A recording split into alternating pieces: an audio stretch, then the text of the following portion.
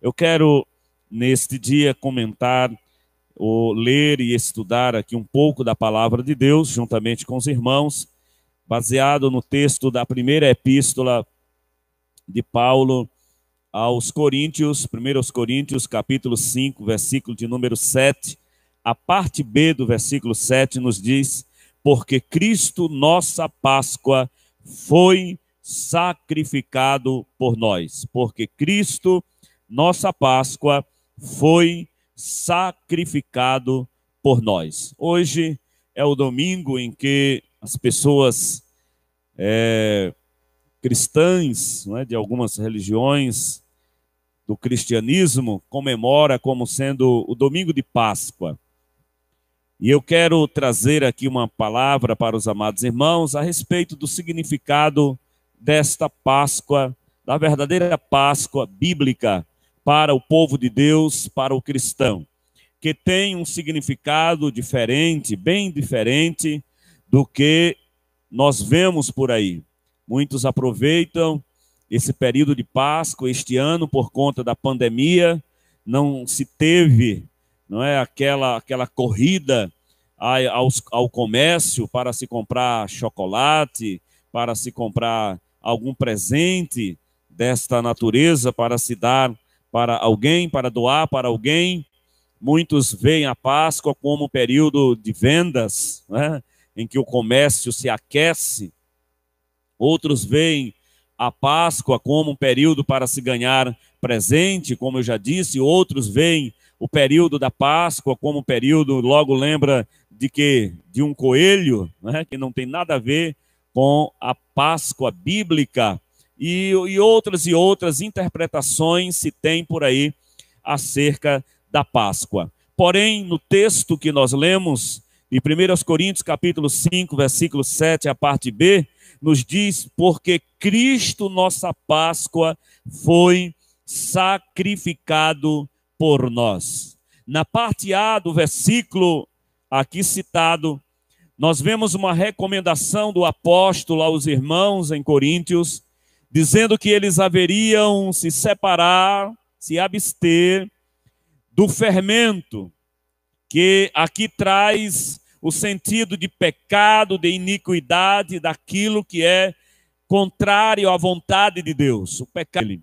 E quando alguém peca, erra este alvo.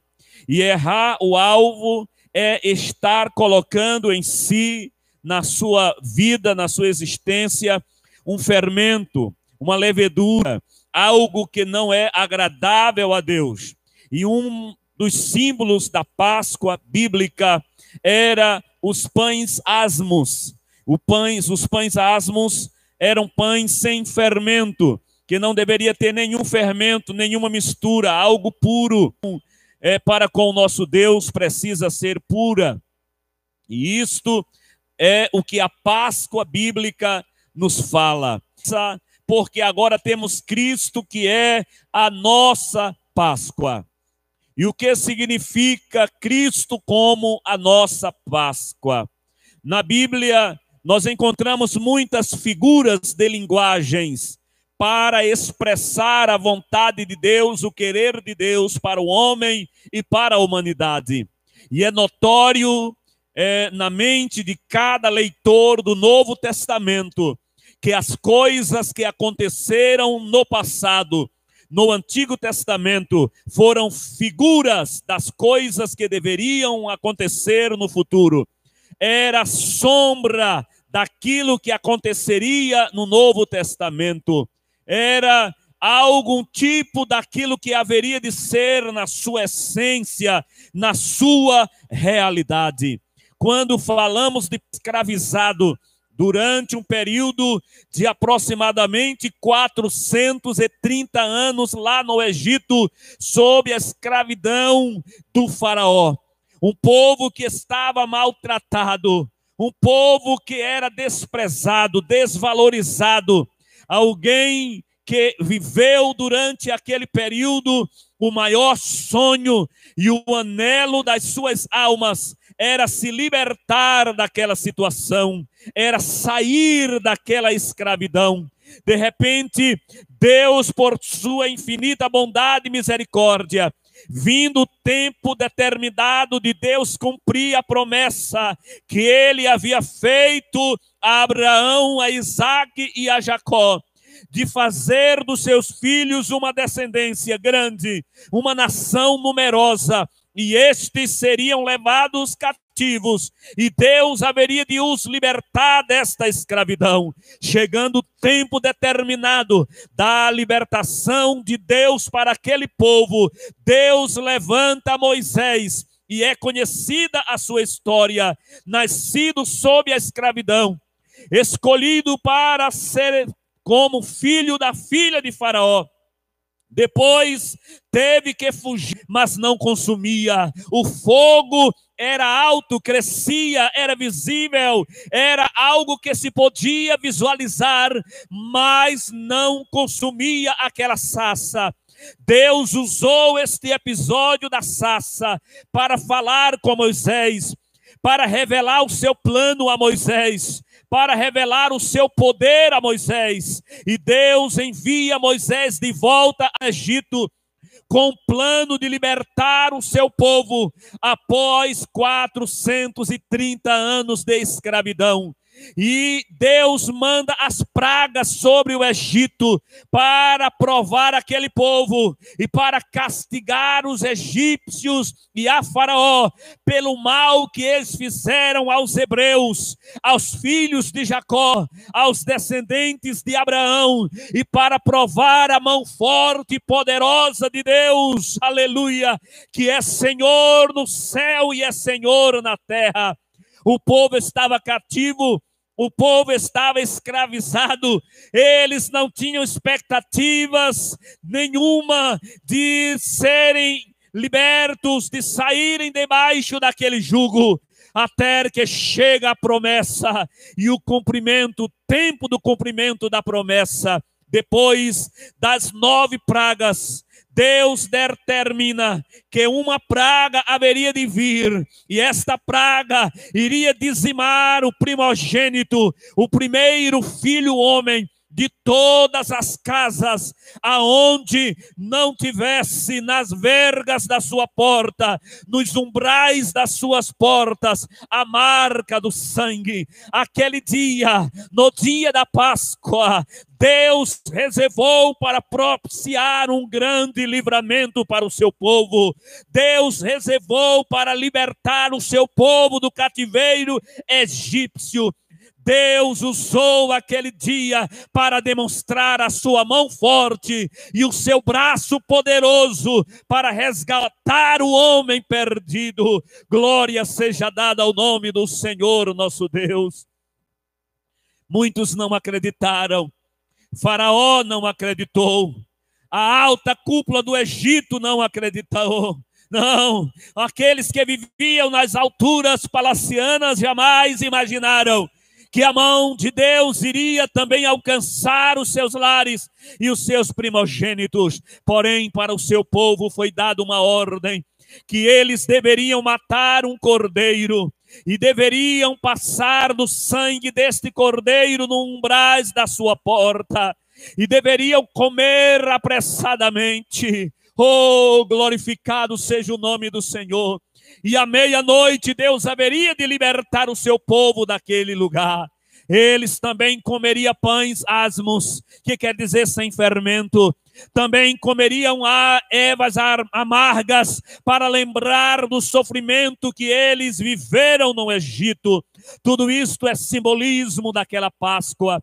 E assim como Deus disse, assim como Deus ordenou, Moisés instruiu o povo, e o povo hebreu obedeceu, e à meia-noite o anjo da morte passou por todo o Egito, e na casa em que não havia a marca do sangue, o anjo da morte entrou e arrancou e ceifou a vida do primeiro filho, do primogênito daquelas casas, porque eles não tinham cordeiro, porque eles não tinham a marca do sangue, porque não estavam celebrando naquele dia a ordenância do Senhor, e a mão do Senhor pesou sobre ele.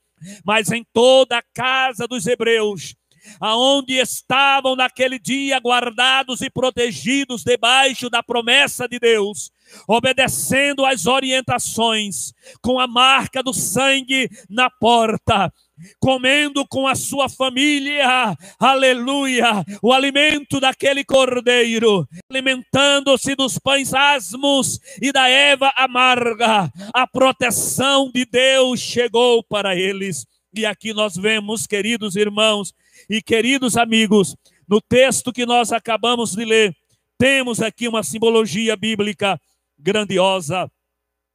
A Páscoa, esta Páscoa, nos fala de uma graça salvadora. A graça do Senhor se revelou para o seu povo naquele dia, trazendo salvação àqueles homens. Em nossos dias não é diferente. Nós precisamos desta mesma graça salvadora que podemos alcançar na pessoa bendita do Senhor Jesus. Vindo à plenitude do tempo, Jesus se manifestou à humanidade como a graça salvadora. Nós podemos de uma libertação. Aquele povo estava cativo e a partir daquela Páscoa, aleluia, a libertação. A partir daquela Páscoa, a liberdade chegou para eles. O cativeiro foi extinto. Eles iniciaram uma peregrinação na terra, até chegar à terra prometida. Isso tem tudo a ver com a vida do crente. Jesus nos libertou do Egito, do pecado, da escravidão de Satanás, do jugo das trevas, e nos chamou para a sua maravilhosa luz. Desde então, como diz a palavra, seu Filho vos libertar, verdadeiramente sereis livres. É o Filho de Deus quem nos liberta, é o Filho de Deus quem nos dá esta liberdade e a libertação para a nossa alma, aleluia. Se o Filho vos libertar, verdadeiramente sereis livres. Glória seja dada ao nome eterno do nosso querido Senhor e Salvador Jesus Cristo. Esta Páscoa fala da graça salvadora, fala da libertação, fala da proteção de Deus sobre os seus escolhidos. Oh, aleluia! Fala do sacrifício de um cordeiro que precisou ser morto para que muitos fossem salvos. O cordeiro que substituiu, o cordeiro inocente que morreu, seja o nome do Senhor. O cordeiro que não tinha mancha, não tinha mácula, não tinha pecado, não cometeu engano algum, precisou morrer para salvar os perdidos, para salvar os cativos e oprimidos, para trazer santificação, regeneração, novo nascimento, vida nova, transformar a massa velha levedada em uma nova massa, sem fermento, sem mistura, sem mancha, sem mácula. Quem era este cordeiro? Jesus Cristo, diz a palavra, porque Cristo, nossa Páscoa, foi sacrificado por nós. Cristo, a nossa Páscoa. João, quando batizava as margens do Jordão, ele viu Jesus vir ter com ele e disse: eis o Cordeiro de Deus que tira o pecado do mundo.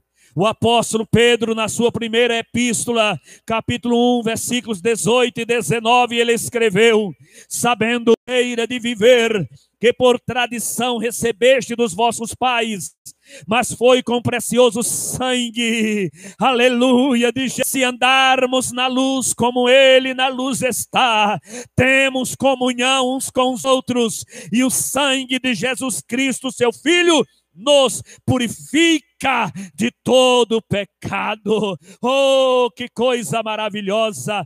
Assim como na Páscoa, a primeira Páscoa foi sacrificial.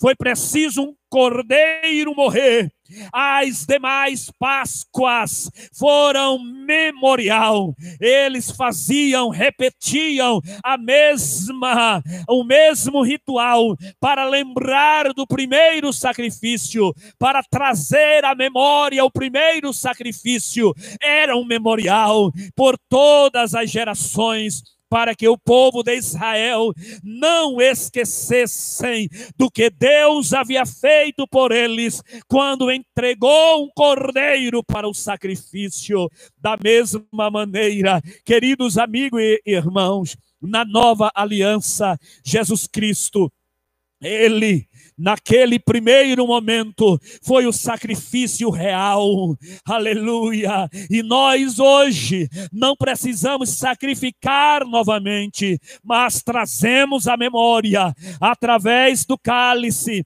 através do pão e através do suco de uva, o cálice que bebemos, pois o Senhor nos diz, aleluia, na sua palavra: porque todas as vezes que comerdes este pão e beberdes este cálice, anunciais a morte do Senhor até que venha. O próprio Cristo disse: este é o cálice da nova aliança no meu sangue. Então fazemos isto, como ele disse: fazer isto em memória de mim. Glória seja dada ao nome do Senhor. Veja quanto simbolismo bíblico real, aleluia, embasado na Bíblia Sagrada. Não estes símbolos fictícios de coelho, de vendas, não é?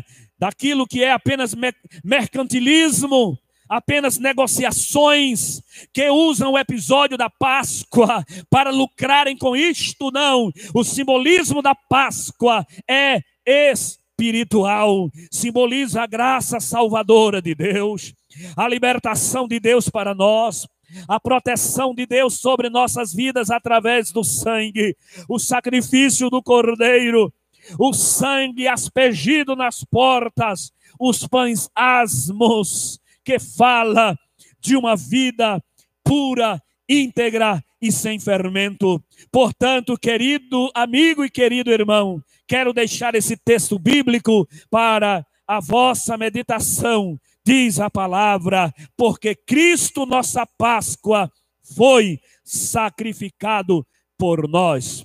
E o que nos alegra, o que nos traz alegria ao falar da Páscoa, ao falar do sacrifício vicário seu, ele foi sepultado, desceu à tumba fria. Ele desceu até as regiões mais baixas, diz a Bíblia, libertou o cativo e o cativeiro, deu dons aos homens e proclamou, aleluia, Mateus 28:18, é-me dado todo o poder nos céus e na terra. Os anjos proclamaram ao terceiro dia: ele não está aqui, mas ressuscitou. Jesus morreu, mas ressuscitou. O nosso Cordeiro Pascal morreu, mas ressuscitou ao terceiro dia. Como nós cantamos nesses dias de quarentena, ouvimos louvores nas residências, nas casas, apartamentos, aonde as pessoas estão cultuando a Deus, porque Ele vive. Eu posso crer no amanhã, porque Ele vive. Posso crer no amanhã. Cante. Porque Ele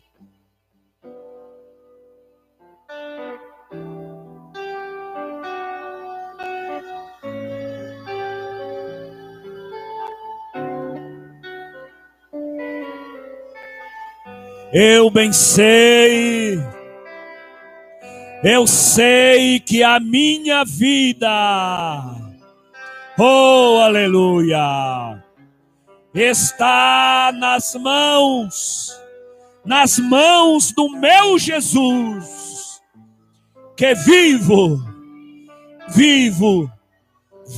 está. Querido irmão, querido amigo, não importa o tamanho da luta, o tamanho do problema, da dificuldade e adversidade que você esteja passando agora, eu quero te dizer que o teu Cristo está vivo. Todos nós passamos por lutas, todos nós passamos por problemas, todos nós passamos por adversidades, mas precisamos ter a pura, a nítida e a vívida certeza que o nosso Jesus está vivo. E porque Ele está vivo, precisamos acreditar no milagre, precisamos acreditar na resposta de Deus, precisamos acreditar que Deus vai passar conosco pelo vale e vai nos levar à vitória.